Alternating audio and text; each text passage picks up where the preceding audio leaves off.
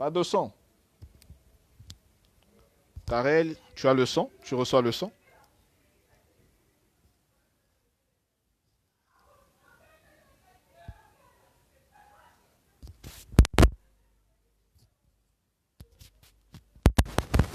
Comme ça. Super.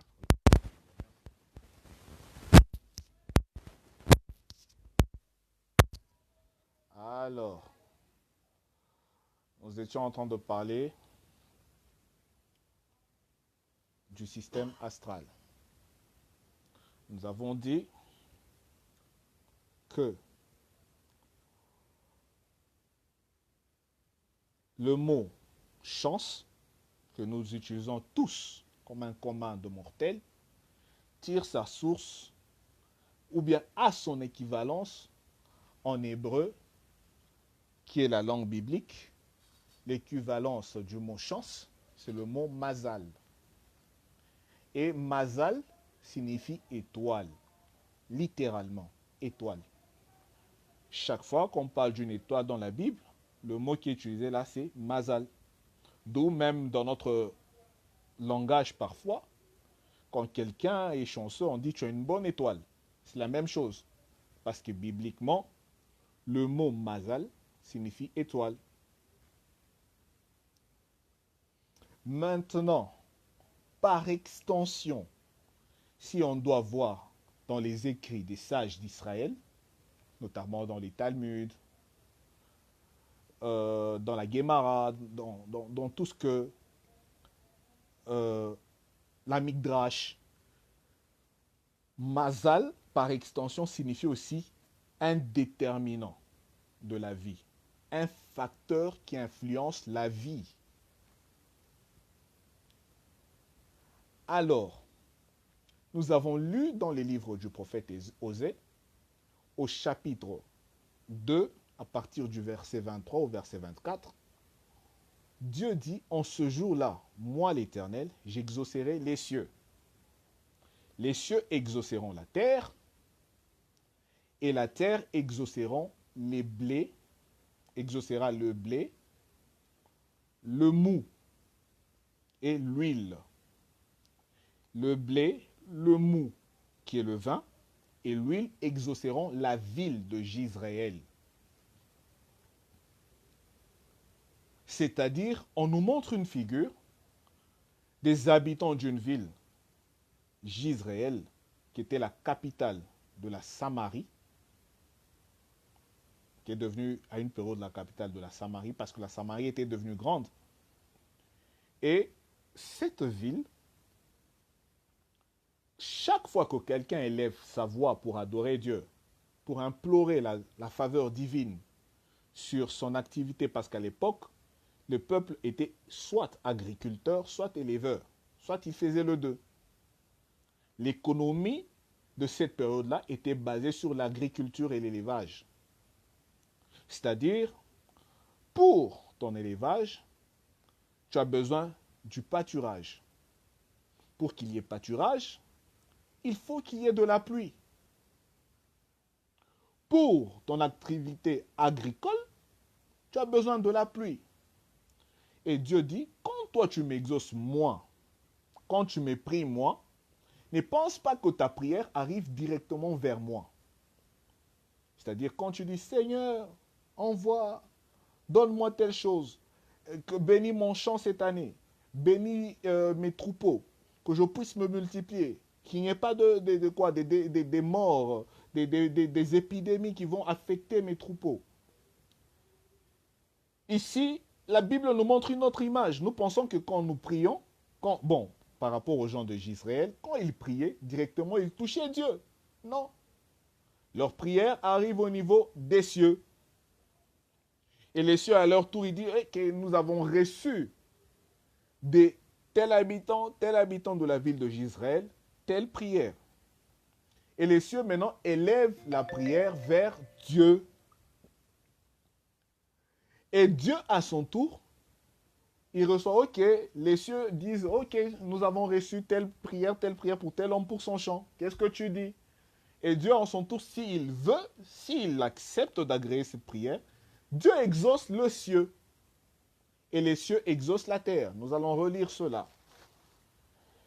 Osée 2, versets 23 à 24. Dieu dit, en ce jour-là, j'exaucerai, dit l'Éternel, j'exaucerai les cieux et ils exauceront la terre. Dieu exauce les cieux et c'est les cieux qui exaucent la terre. Il dit, la terre, à son tour, exauce le blé, les mous, l'huile. Et ce dernier exauce la ville. Qu'est-ce que la Bible essaie de nous montrer comme image? Au cas où tu as pris ta sémence, tu es agriculteur, ça peut être la sémence du blé, ça peut être, tu as un champ où tu as une vigne, un vignoble, ou soit tu as un champ ou une plantation d'oliviers, pour te produire les olives avec lesquelles on fait l'huile. Parce qu'ici on parle du blé, du mou, c'est-à-dire le vin nouveau, et on parle de l'huile, c'est-à-dire l'huile d'olive. Alors, au cas où tu vas dans ton champ, tu arranges ton champ, tu dis à la terre, ok, terre, je te donne ma sémence des blés. Comme chaque agriculteur, il va se donner sa sémence à la terre. La terre dit, ok, pour que je puisse permettre à ce que ta sémence puisse produire, je dois prier le ciel. Ok? La terre appelle au ciel, aux cieux. Voici la situation. Monsieur X, Madame Y, la famille telle, la ville telle a mis telle sémence. Elle compte, elle espère sur leur vignoble pour produire du vin, du mou cette année. Cette famille espère sur leur plantation d'oliviers pour produire de l'huile cette année. Telle famille ou tel homme espère sur sa plantation de blé pour produire de la farine, du blé cette année. Les cieux, à leur tour, ils disent, ok, terre, nous avons bien reçu la prière. Nous avons bien reçu votre demande. C'est-à-dire, toi, tu as parlé à la terre parle aux cieux, et les cieux parlent à leur tour à Dieu. Il dit, ok, oh Dieu, monsieur tel, madame tel, la ville telle, le peuple tel, la famille telle a besoin que le mou ou le vin a besoin d'avoir du mou, de produire du mou en abondance, du vin en abondance cette année, à travers leur vignoble, de produire de la farine en abondance cette année à travers leur champ de blé, ou de produire de l'huile en abondance à travers leur plantation d'oliviers. Et Dieu maintenant à son tour, il dit, ok, c'est ça la demande, bien reçue, Dieu. Est-ce que je peux faire? Dieu à son tour, il dit, ok, s'il accepte d'exaucer, parce que nous sommes dans un univers positif par rapport au texte, Dieu dit, ok, je t'exauce, cieux. Les cieux à son tour, il appelle à la terre, il dit, ok, la terre, je t'avais dit d'attendre. Ok, je viens de recevoir l'approbation de Dieu. Ok, c'est bon, cette famille aura-t-elle? Cette famille aura-t-elle? Tout en n'oubliant pas que Jésus a dit qu'un homme, le royaume est semblable à un homme qui sort avec la sémence. Et une partie de la sémence est tombée dans les épines, une partie de la sémence est tombée sur la rue, une partie de la sémence est tombée dans la bonne terre. C'est ce qui nous intéresse ici. Et dit, celle qui est tombée dans la bonne terre, une a produit 100, une autre a produit 60, une autre a produit 30. Oh! Vous avez mis la même sémence dans la terre, mais celle-ci, elle produit 100, l'autre produit 30, l'autre produit 60. Qu'est-ce qui est derrière? Qu'est-ce qui est caché derrière la production? Le secret, Osée vient de nous dire, c'est la ligne de l'exaucement. Tu as crié vers la terre, ou tu es allé vers la terre a parlé au ciel, le ciel ont parlé à Dieu. Maintenant, ça dépend de Dieu, sa manière dont il répond. Il dit, ok, j'exauce. Tous, ils ont mis le blé. Voilà pourquoi dans la vie, on peut tous faire la même activité économique, mais celui-ci devient millionnaire, l'autre milliardaire et l'autre reste au même niveau. Mais c'est la même sémence, c'est la même activité économique. Qu'est-ce qui est à la base de ça? C'est le mazal, les étoiles, les cieux. Parce que, voyez-vous, dans ce texte, on nous montre les cieux, on nous présente les cieux comme un système de distribution. Un système de distribution des richesses. Un système de distribution des richesses qu'on appelle ici les exaucements. Parce que celui-ci, quand il aura suffisamment de blé que l'autre, c'est la richesse. C'est ce qu'il attend. C'est la valeur qu'il veut produire. Il donne de la sémence à la terre pour qu'elle produise une valeur. Un champ de blé qui deviendra de la farine. Et la ville est en attente de ça. Alors, la Bible déclare, Dieu dit dans ce texte, il dit, en ce jour-là, moi Dieu, je ne t'exaucerai pas toi directement. J'exauce les cieux exaucent la terre exauce les sémences que vous avez mises là-bas. Ici, on a cité en l'occurrence 3 parce que c'était les sémences les plus importantes. C'est sur ça que l'économie était basée, sur la farine, le blé, sur le mou, le vin, tout ça, et sur le produit de l'olive, c'est-à-dire de l'olivier, c'est-à-dire l'huile. Alors, la terre exauce les sémences qui ont été mises dedans ou les plantes qui sont déjà plantées en elles. Et ce dernier, on dit que ces 3 éléments, ces économies sur lesquelles on a mis de l'argent, exaucent en leur tour la ville d'Israël, le ménage. C'est-à-dire, si on doit actualiser en ce moment, c'est ton activité économique que tu fais qui t'exauce toi. Quand tu mets ta foi, tu parles à ta richesse, tu parles à ton commerce, lui aussi à son tour parle aux cieux, les cieux parlent à Dieu. Et Dieu répond aux cieux, pas à toi.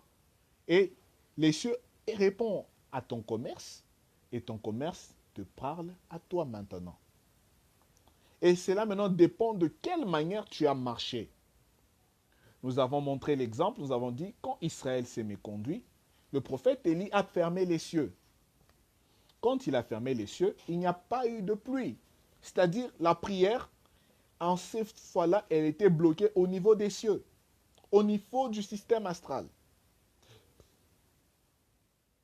Parce que les gens s'aimaient. Mais si tu sèmes dans la terre te dira, oh oh, la prière n'arrive même pas à Dieu. Je ne sais pas aussi t'exaucer toi. Je ne sais pas te remettre ce dont tu m'as donné. Pourquoi? Parce que les cieux ne savent pas me répondre. La terre parle à Dieu, oh Dieu. Et la terre parle aux cieux. Les cieux parlent à Dieu, mais Dieu dit, mais mon prophète Élie, il a déjà fermé. Donc ça ne peut même pas arriver chez moi. Les cieux disent, ok, nous avons reçu l'ordre du prophète Élie de ne pas t'exaucer, toi, terre. Et la terre dit, ok, oh, toi qui as mis la sémence en moi, si je ne peux plus t'exaucer, ton activité économique ne t'exauce pas. Pourquoi? Parce que quelqu'un a fermé les cieux. Un prophète, Élie, il a fermé les cieux n'exaucent plus la terre, et la terre ne te parle plus, ne t'exauce plus toi-même. Alors, ou au cas où elle t'exauçait, on arrive dans le cas de figure que Jésus nous a présenté.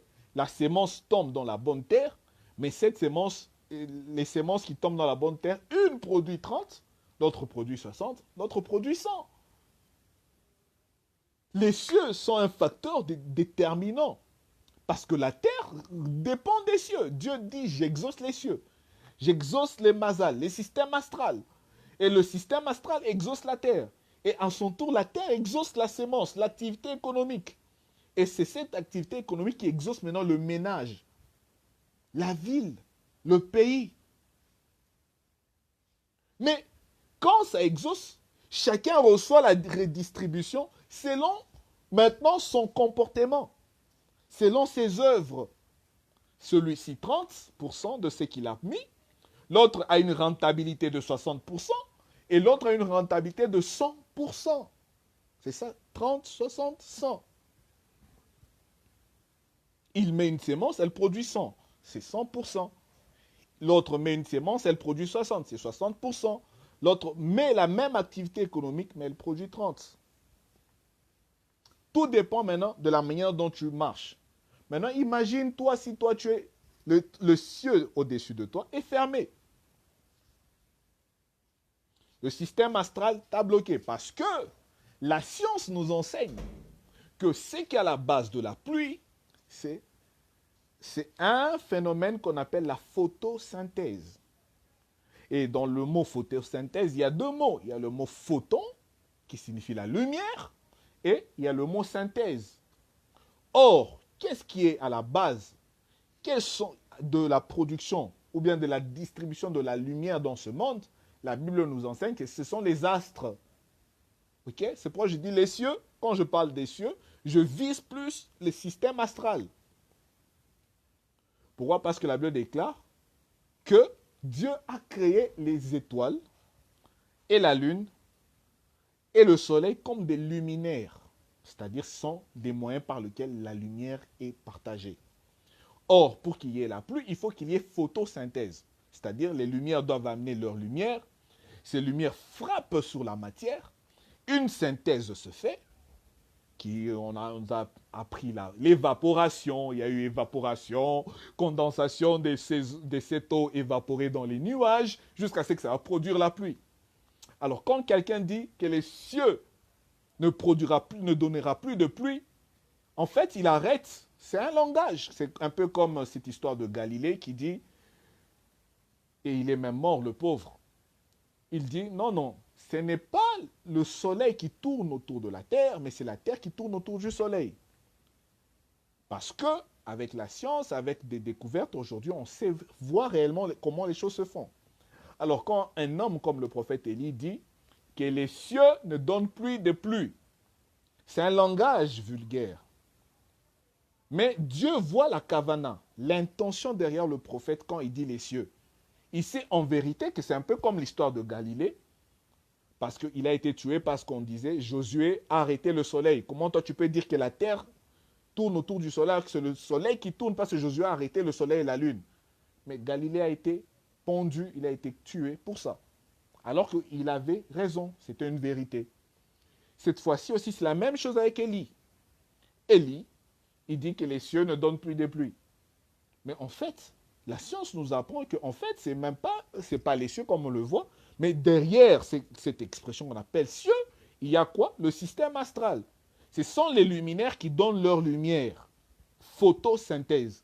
Et elles produisent une lumière. Cette lumière frappe la matière, qui est l'eau, tout ça, les plantes, il y a évaporation, ce qu'on appelle la photosynthèse, et il y a une synthèse qui s'est faite, et cette synthèse, après qu'elle soit faite, a eu X période, il y a la pluie qui tombe. Voilà pourquoi même la Bible déclare que Dieu a créé ces luminaires pour présider aux années, aux saisons, au temps. Ça détermine le temps, les saisons. C'est-à-dire les mazals, les systèmes astrales, sont des déterminants. Il y a une influence sur toute chose, tout commerce, toute terre, qu'elle soit exploitée pour la mine ou quoi que ce soit, que ce soit une activité économique, chaque chose a un mazal, une étoile, une lumière dans le ciel, les systèmes astrales produits sur ça. Et cette chose, quand elle reçoit cette lumière, à son tour, elle se multiplie. Et quand elle se multiplie, elle t'exauce toi. C'est ça l'image de la sémence. Les cieux exaucent la terre, qui est l'activité économique. Et la terre qui exauce la terre, et la terre exauce les blés, les mous, tout ça, c'est-à-dire l'activité économique. Et ceci exauce la ville ou le ménage. Maintenant, je reviens encore sur ce que j'ai dit. S'il y a quelqu'un qui se me conduit, comment le mazal au-dessus de sa tête sera-t-il? Au-dessus de son affaire, de son commerce sera-t-il? Par rapport à la figure que Jésus nous donne, une produit 30, une autre 60, une autre 100. Alors, il y a des gens, ça produit 10. Il y a pour ceux, ça produit 1%. Tu fais une affaire, ça ne va plus de l'avant. C'est parce que le système astral, le mazal, Les étoiles ont fermé. Le mazal, c'est ce qu'on appelle dans notre langage, on appelle ça la chance. Mais dans la Bible, on appelle ça mazal ou étoile.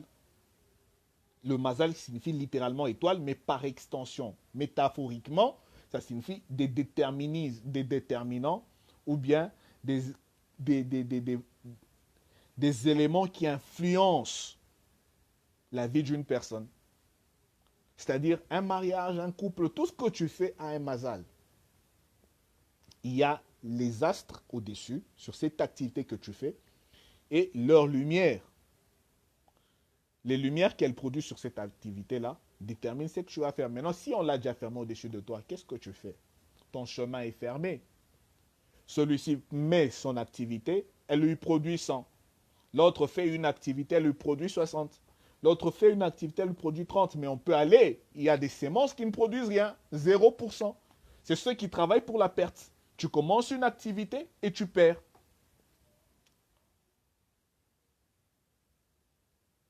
Ton étoile ou l'étoile sur ton affaire, l'étoile sur l'activité que tu fais, n'est pas bonne. Elle ne sait pas te donner la lumière dont tu as besoin pour produire le centuple. La Bible nous parle, dans le livre de Genèse, qu'il y a une période où il y avait la sécheresse sur toute la terre. Le patriarche Isaac est allé vivre à Guéra, chez le roi de Guéra, Abimelech. Et la Bible déclare que cette année-là, il y avait la sécheresse. Les gens ont sémé dans leur propre pays. Ils n'ont rien eu. Mais la Bible déclare que dans le même pays, sous le même cieux, un pays où un étranger vient, Isaac, il sème et la Bible déclare qu'il a produit, que son champ a produit le centuple. Qu'est-ce qui s'est fait? Toi, tu vas dire, non, non, non, mais ce sont les facteurs économiques, les indices macroéconomiques, c'est coronavirus, c'est telle activité. Mais il y a des gens en cette période-ci qui se font de l'argent. Le même ciel, mes amis, un étranger sur le sol d'autrui, il sème, il récolte au centuple. Mais toi-même, le propriétaire de ta terre, de ta patrie, le ciel ne t'exauce pas. Tu vas me dire que c'est la pluie qui a fait pas ou quoi que ce soit. La Bible déclare qu'il y avait la sécheresse. Mais sur le champ d'Isaac, la pluie ne tombait pas non plus. Mais la sémence a produit. Au cas où tu penses que c'est la pluie qui fait produire, qui produit les choses, mais Isaac, il n'y avait pas la pluie, il y avait la sécheresse. Qu'est-ce qui a différencié Isaac des autres? La Bible déclare qu'il était juste. C'était un tzaddik, selon le langage hébraïque. Un juste, un tzaddik. Alors, là où les gens sont influencés par le système astral, parce que cette fois-là, dans cette cas de figure d'Isaac, les cieux est fermé pour tout le monde. Il n'y a plus de pluie. Parce que nous avons dit que la pluie et tout, phénomène, la lumière, photosynthèse, allez, la pluie descend et elle commence à exaucer. Ça, c'est un système pour le commun mortel. Mais cette fois-ci, pour le cas d'Isaac, ça relève d'une autre dimension. Ce n'est plus la pluie, parce qu'il y a la sécheresse dans tous les pays, dans le pays tout entier. Tout le monde sème, personne ne reçoit rien parce que c'est la sécheresse, c'est la crise. Mais lui aussi, en plein sécheresse, il n'y a pas de pluie, mais il met dans la terre et la terre lui donne. C'est-à-dire quoi? Lui, il n'était pas sous l'influence des astres. Il vivait au-dessus du système astral. C'était un juste, un tzaddik. Alors, pour les juifs, pour être un tzaddik, c'est quelqu'un qui obéit aux mitzvot, aux commandements, à la loi de Moïse. Selon que Moïse lui-même a dit, il dit, voici les paroles de la loi. Voici les bénédictions qui suivront ceux qui obéiront à ces paroles. Ils seront riches, il n'y aura pas de maladies dans leur maison, etc. Et par sur quoi ils seront justes. Ils seront qualifiés des tzaddik devant Dieu. Il y avait 613 mitzvot ou commandements pour lesquels tu dois toutes les obéir. Si tu n'obéis pas à une seule, sur les 613, tu enfreins juste une seule, tu as transgressé toute la loi. Et puisque tu as transgressé toute la loi, tu es un pécheur, tu mérites la mort. Les malédictions te suivent.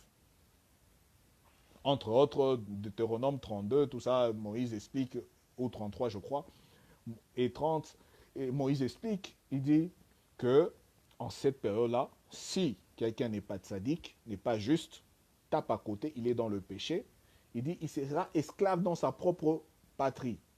Des étrangers domineront sur lui, feront de lui un esclave dans sa propre patrie. Mais si tu es tzaddik, tu habiteras dans des maisons que tu n'as pas fait, qui ont été construites par d'autres personnes. Tu habiteras des villes qui ont été bâties par d'autres personnes. Qu'est-ce qui a fait la différence entre Isaac et les habitants de Guérar jusqu'à leur roi qui est Abimelech dans la production du champ? C'est que Isaac était injuste. Il était juste. Puisque c'est injuste, parce qu'il est fils d'Abraham, la Bible déclare Abraham crut, et cela lui fut imputé en justice. Et Abraham a donné en héritage à Isaac son même Dieu. Et Isaac a commencé, Dieu s'est présenté à Isaac. Isaac était un tzaddik, injuste. Et puisque c'était injuste, les justes, lui, le système astral, qui est le système de distribution de la richesse dans ce monde, n'a pas d'impact sur sa vie. Il ne dépend pas de ça. Il vit au-dessus des étoiles. Il y a un verset populaire que nous connaissons tous dans le livre de Qoéleth, qui est le livre d'Ecclésiaste. Et ce verset est répété à tout moment. L'Ecclésiaste dit, par exemple, il dit tout ce qui s'est fait sous les cieux et sous le soleil est vanité. Okay? Et vain. Tout ce qui s'est fait sous le soleil. Et il y a encore un autre verset que l'Ecclésiaste répète souvent et qu'il a aussi dit. Il dit, il n'y a rien de nouveau sous le soleil. Alors, si on doit bien étudier, saisir la pensée de l'Ecclésiaste, ça veut dire ce qui est nouveau, se trouve au-dessus du soleil. Et quand on parle du soleil, qu'est-ce qu'on voit par là? On voit le système astral, on voit le mazal, on voit la chance, on voit l'horoscope. Tout ce qui s'est fait sous le système astral est déterminé par l'horoscope. Tu as mis ta sémence, peut-être elle va tomber 30, pour l'autre ça va donner 60, pour l'autre 100. Mais celui qui vit au-dessus du système astral, celui-là, la Bible déclare qu'il vit des choses nouvelles. On dit que tout ce qui s'est fait sous le soleil, sous le système astral, sous le mazal, est vanité, est vain. C'est la poursuite du vent. Tu fais une affaire, mais c'est vain. Parce que donc, tu ne sais pas ce qui va t'arriver. Si tu as la chance, tu es chanceux. Les cieux t'exaucent. Tu as 30, tu as 60, tu as 100. Mais si je dois avoir peut-être le 100, là, ça dépend du juste. Parce que Isaac, le juste, eut 100. Alors, mais celui qui est au-dessus du système astral, celui qui ne dépend pas du système de redistribution, celui qui n'est pas pauvre, voilà les mots qu'il faut. Parce que les sages d'Israël enseignent que tout celui qui vit sous l'influence des étoiles, des astres, est un pauvre. Tout celui qui vit au-dessus du système astral est riche. Comme Isaac, les autres sont devenus pauvres, sont pauvres. Lui, il était riche parce qu'il ne dépendait pas de ça. Pendant que les autres dépendent qu'il faut que la pluie vienne sur ton champ. Si tu as la chance, s'il y a la sécheresse, tu meurs. Pour le juste Isaac, pluie ou pas pluie, sécheresse ou pas sécheresse, moi je sème et la terre m'exauce, les cieux m'exaucent. C'est un couloir parce que je suis au-dessus. Je suis l'ami des dieux. Je suis juste. Mais pour les Juifs, pour être juste, c'est obéir à la loi, aux 613 commandements. ou mitzvot que Moïse a prescrites. Mais pour nous, comme Abraham et Isaac, c'est par la foi. C'est donc qu'il est écrit, le juste vivra par la foi. Alors, nous avons répondu à une question, nous avons dit, c'est vrai, les mazalotes ou les étoiles, le système astral, sont des facteurs déterminants de la vie des gens. Ils influencent les vies. Mais cependant, il y a une catégorie des gens pour qui les mazals n'ont pas d'influence. Cette catégorie des gens, ce sont ceux qu'on appelle en hébreu les tzadikim, au pluriel, au singulier, les tzadik, le juste. Et les justes, pour nous, chrétiens, c'est ceux qui vivent par la foi, qui ont adhéré à la foi. Mais la foi, on la reçoit par qui? Elle vient de qui? Elle vient de ce qu'on entend. Et ce qu'on entend vient des paroles du Christ. La foi ne vient pas des paroles des dieux. Parce que dans la Bible, il y a les paroles des dieux, il y a les paroles du Christ, il y a même les paroles de Satan, il y a même les paroles des hommes. Par exemple, quand on vient vers le roi Hérode, oui, je crois Pilate, on lui dit, non mais toi tu crucifies Jésus et tu écris sur la pancarte au-dessus de sa tête, celui-ci est le roi de Juifs. Non, il faut dire que celui-ci a dit qu'il est le roi de Juifs, parce qu'il n'est pas notre roi. Il prétend. Et Pilate dit, ce qui est écrit est écrit. Alors, toi tu prends ces versets-là, tu dis que c'est la parole de Dieu. Non, non, ce n'est pas la parole de Dieu, ces versets-là. Ce qui est écrit, on a même chanté des chansons sur ça. Ce qui est écrit n'est pas la parole de Dieu, c'est la parole d'Hérode et de Pilate. C'est la parole d'un homme. Mais il y a les paroles de Dieu, quand on dit dans la Bible, par exemple, que la parole de l'Éternel vint à Josué. La parole de l'Éternel vint à Jérémie. Dieu lui dit, et il a dit, ainsi dit l'Éternel. C'est ça là les paroles de Dieu. Mais il y a aussi les paroles du Seigneur. La Bible déclare, au commencement, Dieu a parlé à nos pères par les prophètes. Mais en ces derniers jours, il nous a parlé en son Fils. Mais aujourd'hui, l'Esprit dit, si tu entends ma voix, n'endurcis pas mon cœur. Il y a les paroles du Père, il y a la parole du Fils, qui lorsqu'il était dans la chair, il les a parlé. Aujourd'hui, dans le Fils, on continue à nous parler, mais par son Esprit. Parce que Jésus a dit, le Saint-Esprit prendra tout ce qui est de moi, tout ce que le Père me donne, et il vous l'annoncera. La Bible ne dit pas, la foi vient de ce qu'on entend, et ce qu'on entend vient de la parole de Dieu. Non! La Bible dit, la foi vient de ce qu'on entend, et ce qu'on entend vient de la parole du Christ. Et le juste est celui qui vit par la foi. Or, la foi vient des paroles du Christ. La foi vient de l'entendre du Christ. Lorsque Moïse a reçu la Torah sur la montagne, la loi, l'enseignement qu'il a amené, la Bible déclare que Dieu leur a dit, chaque fois, vous répéterez ces paroles à vos enfants. Écoute, ô Israël, l'Éternel est ton Dieu, l'Éternel est un. C'est une... Il dit, ça doit se dire à perpétuité. Chaque fois quand tu arrives vers un juif, il fait ce qu'on appelle le Shema Israël. C'est-à-dire, écoute, ô Israël, entends, ô Israël. L'Éternel, ton Dieu, est un. L'Éternel, ton Dieu, est... Il dit, en hébreu, il dit, Shema Israël. Yud He Vav He Elohenu Yud He Vav He Ehad. C'est-à-dire, l'Éternel, Yahweh, Yud He Vav He, Y. Hein, Yud He Vav He, c'est Yud, c'est Y. He, c'est la lettre H. Vav, c'est le W. Et le He, c'est le H. Alors, il dit, Yud He Vav He, ou bien Yahweh, ou Adonai, pour simplifier, est ton Dieu. Et Adonai est un. Les Juifs le disent chaque jour. Parce que Moïse avait prescrit qu'on devait le dire chaque jour.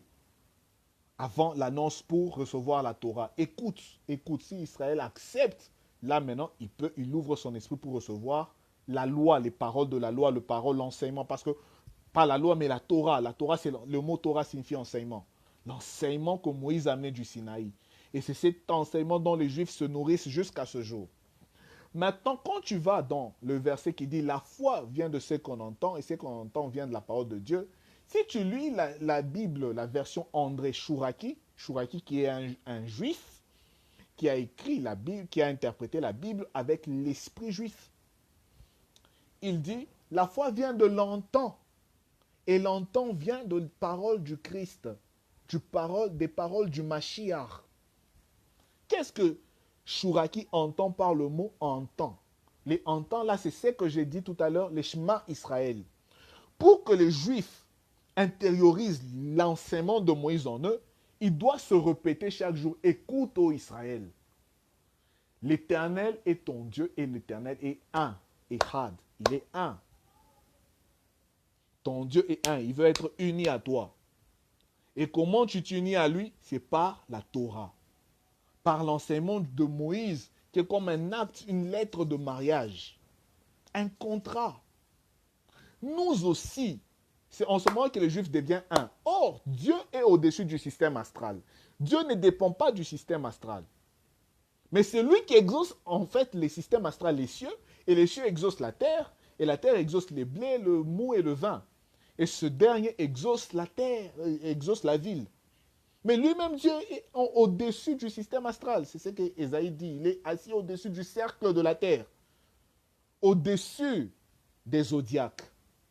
Ou la grande roue, le cercle qui est au-dessus de la terre. Dieu est au-dessus.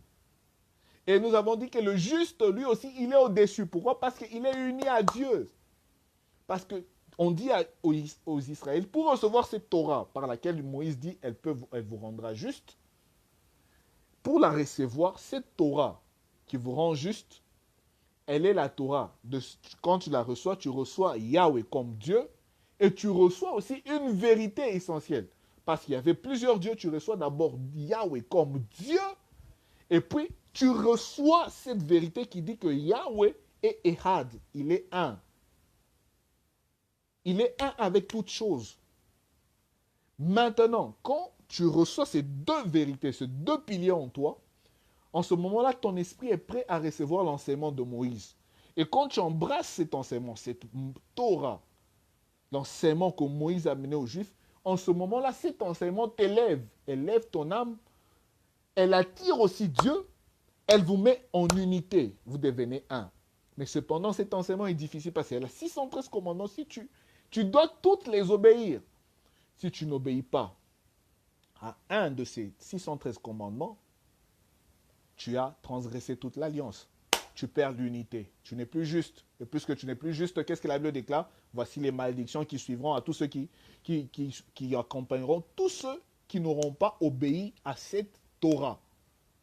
Esclave dans la même patrie, dans ta propre patrie, tu deviens esclave et un autre peuple vient t'assujettir. La maladie te suit. Mais voici ce qui suit à ce qui va arriver, les bénédictions qui vont suivre. Parce que, en hébreu, quand on dit bénédiction, on doit aller loin du langage terre à terre tiré du latin. Parce qu'en latin, bénédiction veut dire bénédicte. Bénédicte signifie dire du bien. Mais ce n'est pas ça en hébreu.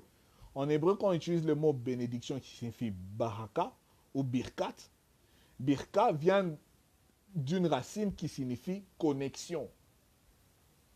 Alors quand Moïse dit voici les bénédictions qui accompagneront ceux qui auront obéi à la Torah, parce que par la Torah, je vous ai dit que c'est un acte de mariage, les bénédictions, la connexion qui s'établit quand tu obéis à la Torah, la Bible déclare que Dieu éloignera les maladies de ta maison. Il n'y aura pas chez toi celle qui avorte. Il n'y aura pas chez toi celle qui est stérile. Même au niveau de tes bétails, de tes animaux. Tu vois? Ce sont les conséquences de la connexion avec le Dieu qui est Ehad, qui est un. Yud, Hevaf et Yahweh. Il est Yahweh, tu le reçois comme Dieu et tu reçois la vérité qu'il est un. Et si tu reçois, tu obéis à la Torah, les bénédictions ou bien la connexion se fait avec lui, tu deviens un. Et puisque tu es connecté à lui, tu vis au-dessus du système astral. Parce que lui, Dieu n'est pas dans le temps, il n'est pas influencé, il n'a pas besoin de pluie. Mais nous, on passe par un autre chemin. Nous, maintenant, on est connecté, c'est par la foi. La Bible déclare qu'on devient, nous, on devient juste. Eux, ils deviennent justes par l'obéissance de la Torah. Mais c'est difficile. Parce que tous l'ont transgressé et sont privés de la gloire de Dieu. Mais nous nous connectons en tant que chrétiens. Nous nous connectons à Dieu qui est Had, qui est un, par la foi.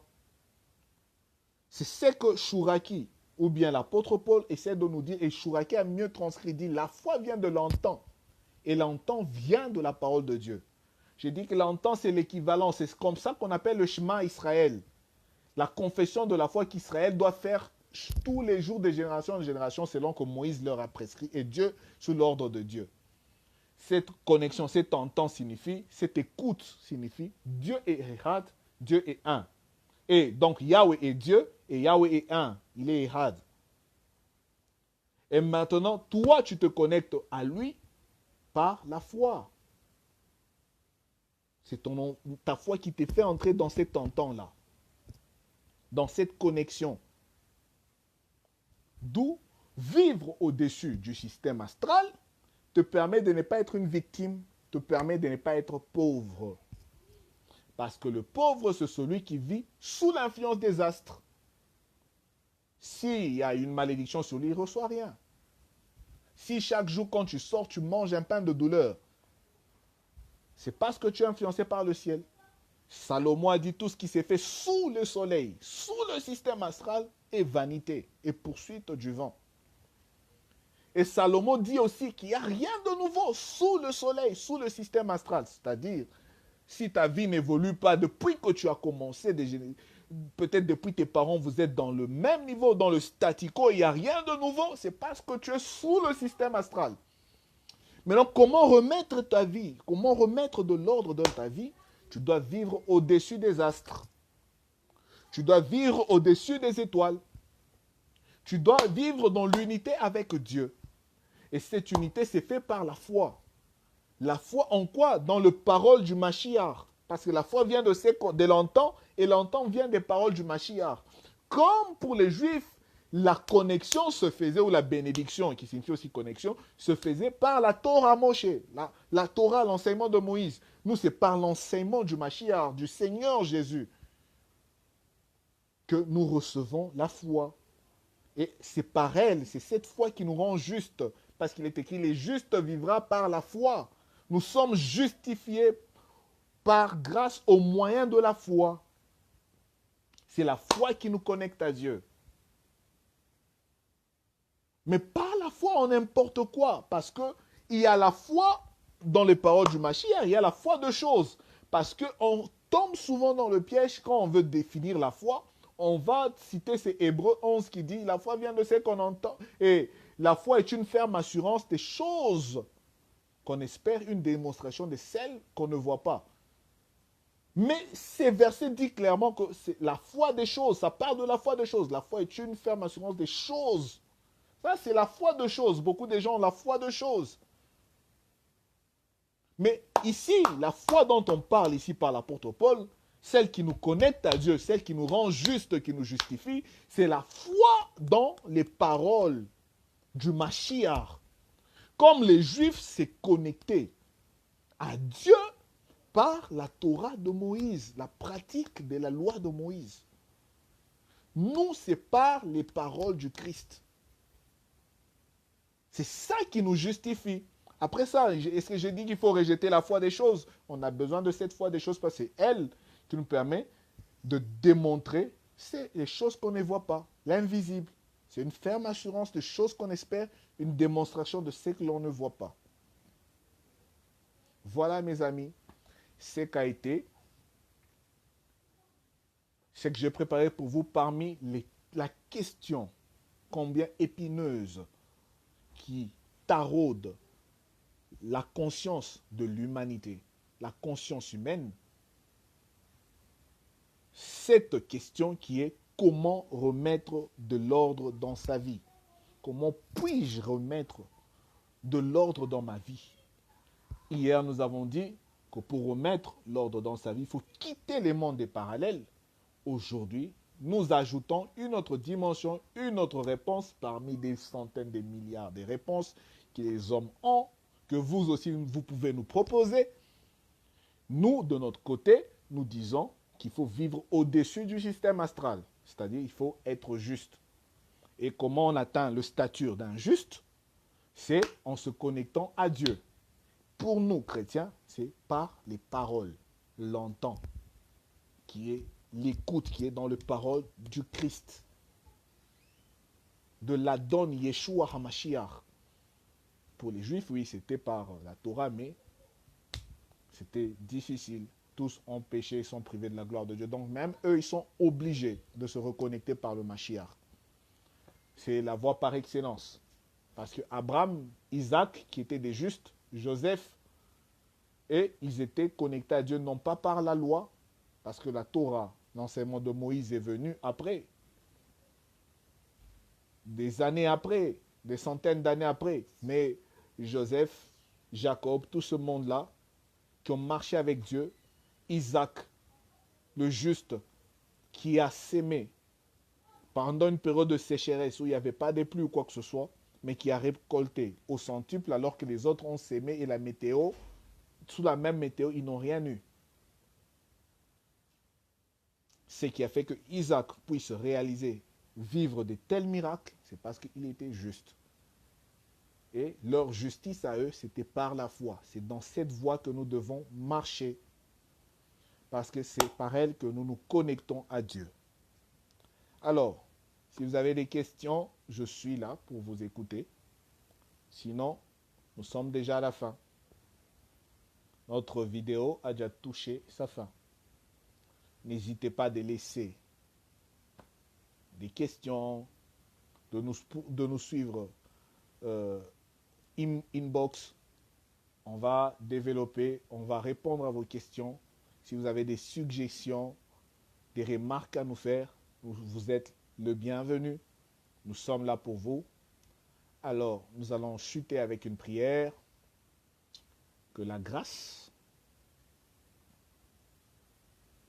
de notre Seigneur Jésus-Christ, que l'amour de Dieu le Père, que la communion du Saint-Esprit soit notre partage au nom de Jésus-Christ.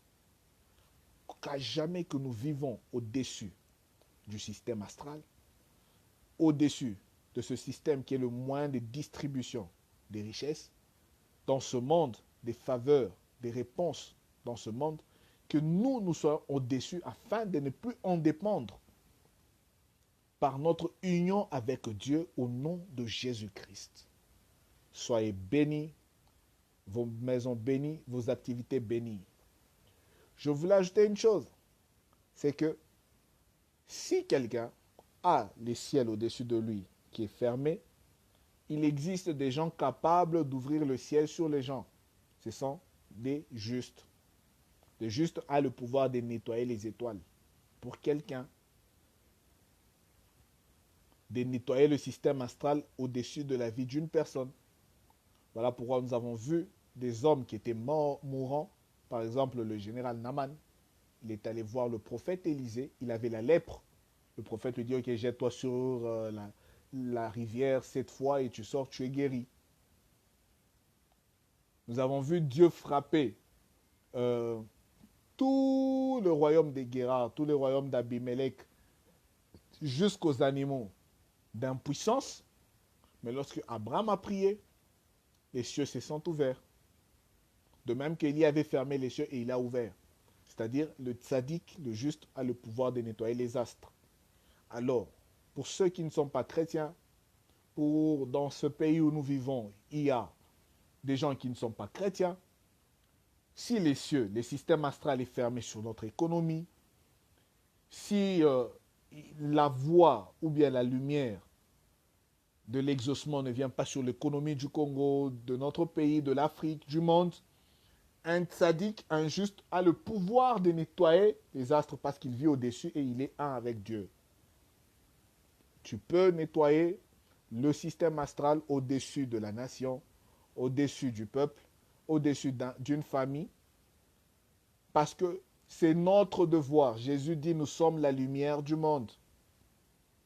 Or, au commencement, lorsque Dieu a créé la lumière, elle existait déjà avant que le soleil, la lune et les étoiles viennent au quatrième jour, pour en être des luminaires, des distributeurs. Mais cette fois-ci, Jésus dit, toi, tu es la lumière du monde, c'est-à-dire c'est toi le luminaire. Toi aussi, tu as le pouvoir d'amener la lumière dont le monde a besoin, l'économie a besoin, les activités ont besoin, et cette lumière, c'est la vie. La Bible déclare, en elle, en lui était la lumière, et la vie, en lui était la lumière, la vie, et la vie était la lumière des hommes. Tu as le pouvoir d'amener la lumière de la vie, de faire vivre l'économie, de faire vivre la situation, en cette période de coronavirus. Tu peux nettoyer les astres au-dessus de ta ville, au-dessus de votre famille, de ton quartier, parce que toi, tu es un tzaddik, tu es un juste, tu vis au-dessus des étoiles, tu es uni à Dieu. Comme le Seigneur Jésus a dit, Père, désormais qu'ils soient un avec moi, comme moi je suis un avec toi. Tu es uni, tu es dans l'unité avec Dieu. Et puisque tu es uni avec Dieu, tu es aussi en même temps, Jésus a dit, tu es la lumière. Tu es un luminaire, tu peux amener cette lumière, elle va passer, être rediffusée dans ce monde, elle va luire dans le ténèbre, le coronavirus peut s'en aller, tout ce qui est comme malheur peut s'en aller, tout ce qui est comme malédiction peut s'en aller, et les choses seront réparées. Parce que tu es aussi le sel de la terre. Le sel permet de conserver une chose pour qu'elle ne connaisse pas la corruption, qu'elle ne soit pas pourrie. Alors, use de ta position en tant que tzaddik, en tant que juste, pour bénir, pour libérer la lumière, pour guérir le pays, pour guérir le continent, pour guérir l'humanité. Parce que tu n'es pas la lumière d'un pays, tu n'es pas la lumière de ta famille, mais tu es la lumière du monde, du cosmos tout entier. Même le soleil, la lune, les étoiles qui sont des redistributeurs, des luminaires au travers desquels la lumière passe, toi tu es la lumière. Eux sont des luminaires. Hein, c'est comme une ampoule. L'ampoule c'est un luminaire. Mais c'est un moyen par lequel la lumière passe. C'est un diffuseur de lumière. Les étoiles, les cieux, les astres sont de luminaires. Mais elles ont besoin d'une lumière pour qu'elle doit véhiculer une forme de lumière. Chaque astre a une forme de lumière avec une énergie différente, avec une vibration différente. Mais ces lumières-là viennent d'une source. Comme au commencement, Dieu créa la lumière, mais c'est au quatrième jour qu'ils ont commencé à les diffuser, eux. Toi, aujourd'hui, c'est toi la lumière du monde. Et pour que le monde reçoive cette lumière, qui est la lumière de la vie, le système astral est là pour diffuser cette lumière, parce que toi, tu es au-dessus. Ils captent ta lumière et eux la font, la dispersent partout dans le monde. Alors, profite de ta position, fixe cette conscience-là en toi, fixe cette vérité dans ta conscience, que tu es la lumière des hommes, que tu es un tzaddik, tu vis au-dessus des cieux, et que tu peux irradier, tu as en toi et la lumière de la vie, puisque tu es uni au Seigneur Jésus, et par cela même, le sastre, tout ce monde-là, sont des véhicules de la lumière que tu portes. Tu peux t'adresser à toutes ces choses, à tout ce système astral, qu'il diffuse la vie désormais dans le cosmos, dans le monde tout entier, la vie dont on a besoin pour guérir le monde contre le coronavirus et toutes ces choses. Sois béni, sois abondamment béni. Au nom de Jésus, bye.